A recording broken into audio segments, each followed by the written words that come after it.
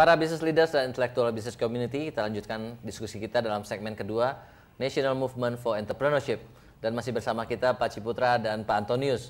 Kita akan belajar banyak bagaimana yang ketiga ini, latihan ya, yang sedang dirintis oleh Pak Ci dan sudah menjadi satu universitas yang namanya Universitas Ciputra Entrepreneurship Center, dan Pak Antonius merupakan presidennya ya. Pak Antonius, apakah benar sih entrepreneur itu bisa lewat sekolah gitu? Baik. Waktu kita belajar sesuatu, kita ada 3 pilihan. Kita belajar untuk to know, kita belajar untuk to do, atau kita belajar untuk to be. Kalau kita hanya belajar untuk to know, belajar entrepreneur to know, bisa saja sih nanti Anda menjadi penulis tentang entrepreneurship, Anda menjadi komentator entrepreneurship, atau Anda menjadi penulis business plan. Iya. Baik, ya. Itu to know. Ya. Yang kedua adalah to do. Belajar mengerjakan sesuatu yang dikerjakan oleh entrepreneur. Right. Ya, misalnya belajar accountingnya, belajar dan lainnya. Yeah. Kalau Anda hanya belajar untuk to do, maka Anda akan menjadi pegawai entrepreneur. Right. Nah, yang ketiga adalah to be entrepreneur. Yeah. Nah, ketika kita mengajarkan dalam konteks to be entrepreneur, maka ada 4 hal menjadi begitu penting. Yang pertama adalah mindset. Yes. Mindset entrepreneur. Yang kedua adalah attitude of entrepreneur. Yang ketiga adalah skill of entrepreneur. Yang keempat adalah knowledge of entrepreneur. Anda melihat urutannya, knowledge itu yang terakhir. 3 itu menentukan. Kalau 3 itu punya, knowledge itu dia akan cari sendiri. Tapi kalau orang hanya belajar knowledge saja, bisa nggak dapat yang 3 atas. Kata kuncinya apa dalam belajar ini? Kata kuncinya adalah experiential learning. Experiential yang seperti apa? Yang didesain sedemikian rupa sehingga menciptakan perubahan mindset, perubahan attitude, penambahan skill, dan penambahan wawasan dari knowledge. Pak, sedemikian rupanya itu seperti apa, Pak? Sedemikian rupa itu penting. Kenapa? Karena Anda bisa staging itu dari mulai TK, ini konsepnya Pak Ci, dari mulai TK sampai dengan perguruan tinggi. Bayangkan seseorang yang sudah dilatih sedemikian rupa dari mulai TK sampai dengan perguruan tinggi. Itu yang kata Pak Ci katakan. Kalau saya mengalami seperti ini, saya sekarang udah 10 kali lebih besar. Baik. Pak, tapi yang pegang kan sekarang adalah Universitas Ciputra. It means ada Entrepreneur Center. Terangkan dulu. Oh, oke, Entrepreneur Center. Jadi not only for university students, Pak ya, bukan university students umur university students ya, tapi very wide. Very wide ya. Universitas Ciputra Entrepreneurship Center adalah sebuah lembaga yang didirikan tersendiri oleh Pak Ciputra dengan inspirasi dari Universitas Ciputra untuk membagikan semangat entrepreneurship dan contoh pembelajaran entrepreneurship mulai dari TK sampai dengan perguruan tinggi. Jadi di dalam tim saya, kami ada sekelompok orang yang menangani K-12 dari kindergarten sampai kelas 12.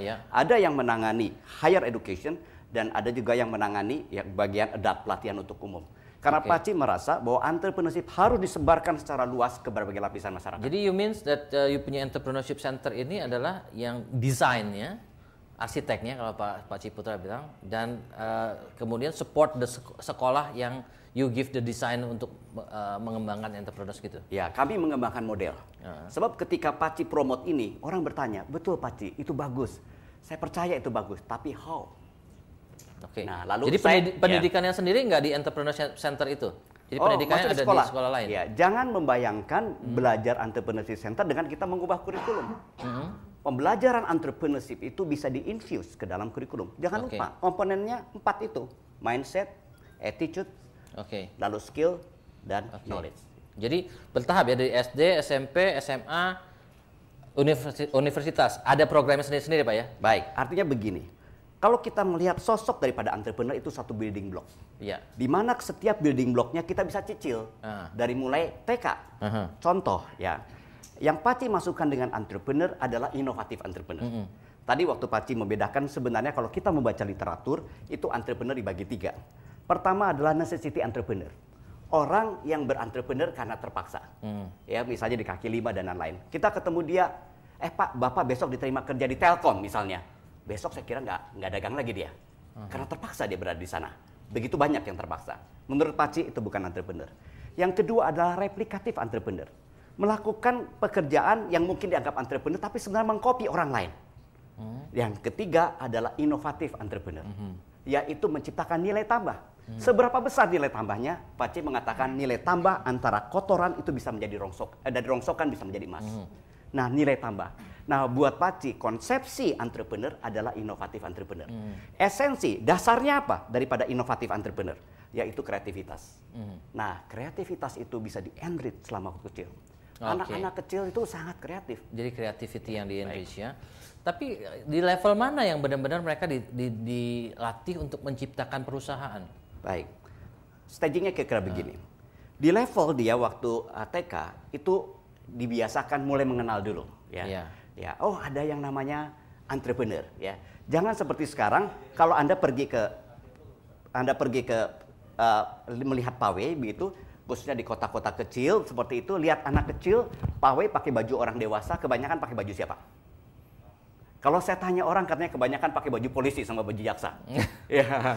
Itu menggambarkan impian masa depan. Jadi untuk anak-anak berikan. Bukan baju dokter lagi Pak ya. Kalau dulu baju dokter. Dokternya udah jadi konsultan. Ya. Jadi level pada waktu kecil itu berikan inspirasi tentang entrepreneurship, tentang kreativitas ya. Dia didorong dan lain-lain. Mulai pada masuk kepada SD, dia melakukan eksplorasi dan menambah dengan skill ditambah. Mulai SMP, dia sudah mulai melakukan bisnis plan sederhana. Tetapi, Paci ini punya cita-cita. Pada saat SMA, anak-anak itu bisa melakukan apa yang disebut mini company. Mini company adalah mereka melakukan sebuah bisnis kecil tapi cukup sustainable. Jadi prime time-nya justru di SMA itu ya. pada saat kelihatan mulai berbuahnya itu pada saat SMA itu ya. Tapi beginningnya. Betul. Nanamnya udah lama lah gitu ya. Berbuahnya pada saat SMA gitu ya. Masih mini. Mini company. Iya, mini company.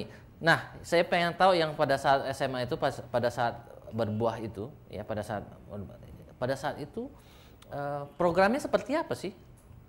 Can you give a real example of program? Kami memulai ini program campaign ini kira-kira sekitar 3-4 tahun yang lalu ya. Jadi pada saat ini kami baru melihat dalam program ini sampai SMP. Sampai SMA yang sangat long term kami belum lihat. Ya. Tapi ada beberapa organisasi yang pernah melakukan misalnya Junior Achievement. Ya. Nah, basically mini company di Eropa dianggap sebagai best practice dalam pembelajaran entrepreneurship. Ya. Uni Eropa adalah kelompok negara yang betul-betul sangat promote entrepreneurship. Dan dia bilang best practice-nya adalah di mini company. Praktisnya bagaimana? Mereka disuruh mengembangkan satu usaha. Lalu di-challenge bahwa usahanya tidak terjadi dalam 1 hari. Nah, itu yang lama, itu bisa sampai 9 bulan. Semakin lama, semakin sustainable, semakin dia baik ya. Nah, konsepsinya bukan di arah profit berapa. Ingat, pada saat anak SMA itu kan dia belum ada burden finansial bahwa dia harus bayar apa. Tetapi pengalaman dia mengelola sesuatu cukup sustainable itu bekal yang sangat mahal untuk masa depan dia. Berarti bisa aja misalnya mengelola koperasi sekolah, mengelola itu kan sebenarnya mengelola unit bisnis juga kan? Tidak hanya itu, harus create something new. I see. Create something new ya, karena entrepreneurship-nya inovatif entrepreneurship. Baik. Memang saya juga lagi mendesain program entrepreneurship untuk level SMA untuk Sampurna Foundation. Karena itu saya lagi mau mencuri ilmu juga nih dari